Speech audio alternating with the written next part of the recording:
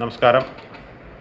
ഇന്ന് നമ്മൾ നോക്കുന്നത് ഈ ബാഗിൽ കൊളോസ്റ്റമി ബാഗിൽ എങ്ങനെയാണ് നമുക്ക് കറക്റ്റായിട്ട് പേസ്റ്റ് അപ്ലൈ ചെയ്യാൻ പറ്റുമെന്നുള്ളതാണ്. ഓക്കെ, ഇതൊരു സിംഗിൾ പീസ് ബാഗാണ് അല്ലേ, സിംഗിൾ പീസ് ബാഗാണ് ഇത്. നമ്മൾ ടു പീസ് ബാഗിൻ്റെ ഒരു വേഫറാണിത്. ഓക്കെ, അപ്പോൾ രണ്ടിലും പേസ്റ്റ് അപ്ലൈ ചെയ്യുന്ന രീതി ഒന്നാണ്.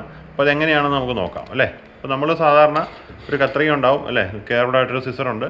അത് വെച്ച് നമ്മൾ ഇതിൻ്റെ സൈസ് നമുക്ക് ആവശ്യമുള്ള സൈസ് കട്ട് ചെയ്യുക. ഇപ്പോൾ ഞാൻ കട്ട് ചെയ്യാൻ പോകുന്നത് ഒരു 30 mm ആണെങ്കിൽ ഒരു 30 mm ഞാൻ ഈ ഒരു വേഫർ കട്ട് ചെയ്യുന്നു.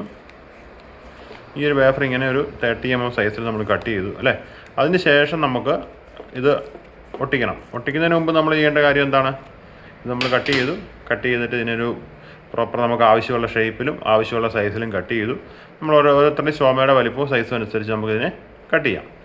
അതിന് ശേഷം നമുക്ക് ചെയ്യേണ്ട കാര്യം എന്താണ്? ഇത് ഒട്ടിക്കണം അല്ലേ. ഒട്ടിക്കണമെങ്കിൽ നമ്മൾ ഈ ഒരു സ്റ്റിക്കർ പൊളിക്കണം. ഈ ഒരു സ്റ്റിക്കർ പൊളിച്ചിട്ടാണ് നമ്മൾ സാറിന് ഒട്ടിക്കുന്നത്. അപ്പം നമ്മുടെ ശരീരത്തേക്ക് ഒട്ടാൻ ആവശ്യമായ ഒരു പശ അല്ലെങ്കിൽ ഒരു ഗമ്മ് ഓൾറെഡി ഈ ഒരു പ്ലേറ്റിലുണ്ട്. അത് ഈ സിംഗിൾ പീസ് ആണെങ്കിലും 2 പീസ് ബാഗ് ആണെങ്കിലും ഈ ഒരു പ്ലേറ്റിലുണ്ട്. അപ്പോൾ നമുക്ക് ചെയ്യേണ്ടത് എന്താണെന്ന് ചോദിച്ചു കഴിഞ്ഞാൽ, നമുക്ക് ലീക്കേജ് പ്രിവെൻറ്റ് ചെയ്യുക അല്ലെങ്കിൽ സ്കിന്നിനെ പ്രൊട്ടക്റ്റ് ചെയ്യുക. അതിനുവേണ്ടിയാണ് നമ്മൾ എപ്പോഴും സ്റ്റോമ പേസ്റ്റ് ഉപയോഗിക്കുന്നത്. സ്റ്റോമ പേസ്റ്റ് എവിടെയാണ് തേക്കേണ്ടത്? പലരും ചെയ്യുന്നൊരു തെറ്റാണ്. ഇത് ഫുള്ള് ഈ ഒരു ബേസ് പ്ലേറ്റ് ഫുള്ള് എന്ത് ചെയ്യും, പേസ്റ്റ് അപ്ലൈ ചെയ്ത് വെക്കും. അപ്പോൾ അത് ഒരിക്കലും പ്രോപ്പറായിട്ട് ഒട്ടില്ല. അപ്പോൾ നമ്മൾ ചെയ്യേണ്ടത് എന്താണ്? ഈ ബാക്ക് ഫിലിം ഈ സ്റ്റിക്കർ പൊളിച്ച് കഴിഞ്ഞ് കഴിഞ്ഞാൽ അതിന് ശേഷം ഇതുകൊണ്ട് ഈ ഒരു രീതിയിൽ ഇതിന് ചുറ്റും നമ്മൾ ആ കട്ട് ചെയ്തതിന് ചുറ്റും ഒരു രീതിയിൽ പേസ്റ്റ് അപ്ലൈ ചെയ്യാം. ഇങ്ങനെയാണ് നമ്മൾ പേസ്റ്റ് അപ്ലൈ ചെയ്യേണ്ടത്. അപ്പോൾ ഇങ്ങനെ ചെയ്യുന്നതുകൊണ്ടുള്ള ഗുണം എന്താണെന്ന് ചോദിച്ചു കഴിഞ്ഞാൽ, ഇതാ പേസ്റ്റ് നമ്മുടെ സ്റ്റോമയ്ക്ക് ചുറ്റും ഒരു ലെയർ ക്രിയേറ്റ് ചെയ്തുകൊണ്ട് സ്റ്റോമ നിന്ന് വരുന്ന ഔട്ട്പുട്ട് സ്കിന്നെ ടച്ച് ആവാതെ ഫുള്ള് ബാഗിലേക്ക് വരാൻ വേണ്ടിയാണ് നമ്മൾ ഈ ഒരു പേസ്റ്റ് അപ്ലൈ ചെയ്യുന്നത്. അതുകൊണ്ട് പേസ്റ്റ് അപ്ലൈ ചെയ്യുമ്പോൾ ശ്രദ്ധിക്കേണ്ട ഒരു കാര്യം, ഈ രീതിയിൽ മാത്രം പേസ്റ്റ് അപ്ലൈ ചെയ്യുക.